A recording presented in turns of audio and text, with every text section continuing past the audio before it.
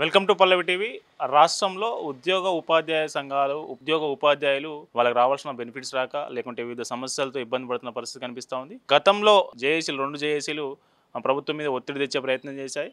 మళ్ళీ మధ్యలో కొంత గ్యాప్ వచ్చింది. ప్రభుత్వం వాళ్ళకు హామీ ఇచ్చినందుకు వీళ్ళు ఆగిరు. మళ్ళీ ఈ ఉపాధ్యాయ ఉద్యోగ సమస్యలపై మళ్ళీ ప్రభుత్వంపై కార్యాచరణ ప్రకటిస్తారా? మళ్ళీ ప్రభుత్వం నుంచి రాబట్టుకోవాల్సిన వివిధ అంశాల్లో ఎట్లాంటి వ్యూహాన్ని అనుసరించబోతున్నారు? ఇట్లాంటి అన్ని అంశాలు మనతో పాటు మాట్లాడడానికి ఉద్యోగ ఉపాధ్యాయ సంఘాల జేఏసీ చైర్మన్ మారం జగదీష్ అన్న మనతో పాటు ఉన్నారు. అన్న నమస్తే. ఏంటన్నా మళ్ళీ కార్యాచరణ ప్రకటిస్తున్నారట? కార్యాచరణ కాదు, ఇలా మీటింగ్ ఉన్నది. మీరు మాట్లాడినట్టు 2 జేఏసీలు కొట్టాని అన్నారు. 2 జేఏసీలు ఒకటే జేఏసీ. జేఏసీ అంటే అన్ని ఉద్యోగులందరూ కలిపితే జేఏసీ అని ఒక 20-30 మంది కలిపితే జేఏసీ అన్నారు. అన్ని సంఘాలు కలిపితేనే జేఏసీ. ఒకటే జేఏసీ టీఎన్జిఓ ఆధ్వర్యంలో, అలాగే టీజీఓ ఆధ్వర్యంలో ఉపాధ్యాయ సంఘాలు, పిఆర్టీ, ఎస్టీ అన్ని సంఘాలు ఈ జేఏసీనే ఉన్నది. ఒకటే జేఏసీ. ఆ రోజు కార్యాచరణ తీసుకున్నప్పుడు చాలామంది సమస్యలు ప్రభుత్వం దృష్టి తీసుకెళ్ళినాం. 56 డిమాండ్లో 15 డిమాండ్లు ఒప్పుకున్నారు. ఇప్పటికే అప్పటిదాకా 5,000 కోట్లు ఇలా పెండింగ్ బకాయిలు ఇప్పించిన ఘనత ఇలా జేఏసీదే. ఒక డిఏ ఇచ్చారు. ఈ నెల ఇంకో డిఏ ఉన్నది. ఆ డిఏ కూడా ఇవ్వడానికి కూడా ఒక కార్యాచరణ ప్రభుత్వానికి తెలియడానికి ఉద్దేశంతో ఇలా పెట్టుకున్నాం. చాలా సమస్యలు పరిష్కార మార్గంగా ఉన్నాయి. ఇంకా కొన్ని సమస్యలు పరిష్కారమైనాయి. కానీ చాలామందికి 700 కోట్లు ఇస్తారు అంటే 700 నుంచి 750 కోట్ల దాకా కూడా ఇచ్చారు. అప్పటి నుంచి ఇప్పటిదాకా 5,000 కోట్లు ఇచ్చిన మాట వాస్తవం. కావాలంటే అందరికి చూపిస్తాం. కానీ ఎన్ని ఇచ్చినా కానీ దాదాపు 10,000 కోట్ల పైచలకు ఇలా పెండింగ్ బిల్స్ ఉండడం వల్ల దాన్ని ఏమవుతుంది అంటే ప్రభుత్వం 700 కోట్లు ఏ మూలకు సరిపోతలేవు. చాలామంది ఇలా రిటైర్డ్ మా ఉద్యోగులు ఉన్నారు. చాలా ఇబ్బందికరంగా మాట్లాడుతారు. ఎంత ఇబ్బంది అవుతుందంటే నేను కూడా ప్రభుత్వానికి చెప్పినాం. 700 కోట్లు ఇచ్చిన తర్వాత 1000 నుంచి 1,500 కోట్లు పెంచమన్నాం. ఒక 5-6 నెలలలోనే అన్ని సమస్యలు అన్ని పెండింగ్ బిల్స్ అయ్యేటట్టు చూడమన్నాం.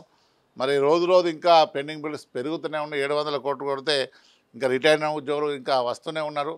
కాబట్టి ప్రభుత్వాన్ని ఇలా తెలియజేయాలనుకుంటున్నాం. మరి ఇంకా మీరు పెండింగ్ బిల్స్ను అది 1,500 కోట్ల దాకా చేసి ఇలా ఉద్యోగులకు పరిష్కార మార్గంగా చూడాలి. ఇలా రిటైర్డ్ ఉద్యోగులైనా ఇప్పుడు పనిచేసిన ఉద్యోగులైనా వాస్తవానికి జీపీఎఫ్లో చాలామందికి కొట్టించు ఎంతైనా ఇప్పుడు ఆల్రెడీ జనవరి 2025 దాకా జీపీఎఫ్ అమౌంట్ కూడా పెండింగ్ లేకుండా వేసింది. సప్లిమెంటరీ సాలరీ బిల్స్ అయితే సప్లిమెంటరీ అనే వాడు సాలరీ బిల్ లేకుండా వాళ్ళే కూడా కొట్టడం జరిగింది. ఇంకా కొన్ని మిగిలినవి ఉన్నాయి కాబట్టి ప్రభుత్వాన్ని కూడా చెప్పినాం.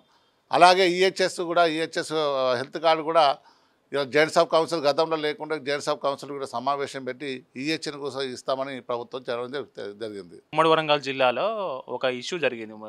రిటైర్మెంట్స్ బెనిఫిట్స్ అన్నాక వైద్యం చేసుకోలేని పరిస్థితిలో ఒక టీచర్ చనిపోయిండు. ఇప్పుడు ఆయనను ప్రభుత్వ హత్య అని కొన్ని పెన్షనర్ సంఘాలు అంటాయి. ఏం చెప్తారు దీని మీద? ఎక్కడో ఒక మా దృష్టి తీసుకొస్తే ప్రాబ్లం ఉంటే మేము కూడా కొన్నింటి సమస్య పరిష్కరించినాం. ఎందుకంటే రిటైర్ అయినాక వైద్యం సరిపోక చాలామంది హెల్త్ ఇష్యూలో ఉన్నారు. మేము కూడా ప్రభుత్వానికి తెలియజేసినాం. హెల్త్ ఇష్యూ ఉన్నది, ఆల్రెడీ ఆర్థిక భారంగా అప్పులు కట్టుకుంటామంటారు, ఇల్లు కట్టుకోవడానికి ఉంటే చాలా ఇబ్బంది పడుతున్నమాట వాస్తవం. ప్రభుత్వాన్ని కూడా కోరుతున్నాం.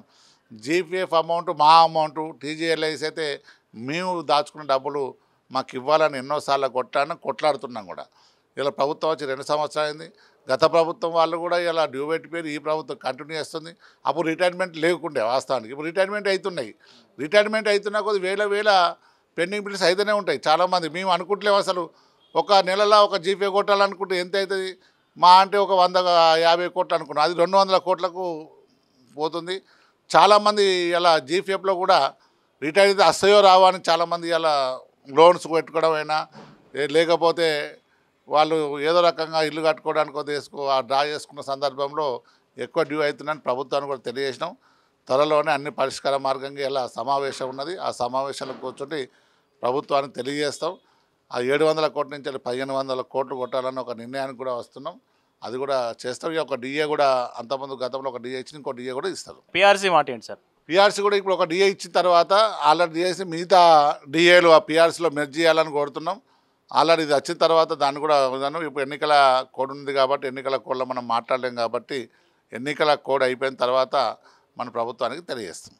ఓకే, ఇది మొత్తానికి జేఏసీ ఆధ్వర్యంలో ఈరోజు కీలక సమావేశం నిర్వహించుకొని ఏదైతే పెండింగ్ బకాయిలు బిల్లులు ఉన్నాయో రిటైర్మెంట్ బెనిఫిట్స్ కావచ్చు అవి 700 కోట్ల నుంచి 1,500 కోట్లు ప్రతి నెల విడుదలయ్యేలా ప్రభుత్వం దృష్టికి తీసుకెళ్లి సాల్వ్ చేసే ప్రయత్నం చేస్తామని జేఏసీ చైర్మన్ మారం జగదీష్ గారు చెప్తా ఉన్నారు. కెమెరామెన్ శ్రీకాంత్తో కరుణాకర్.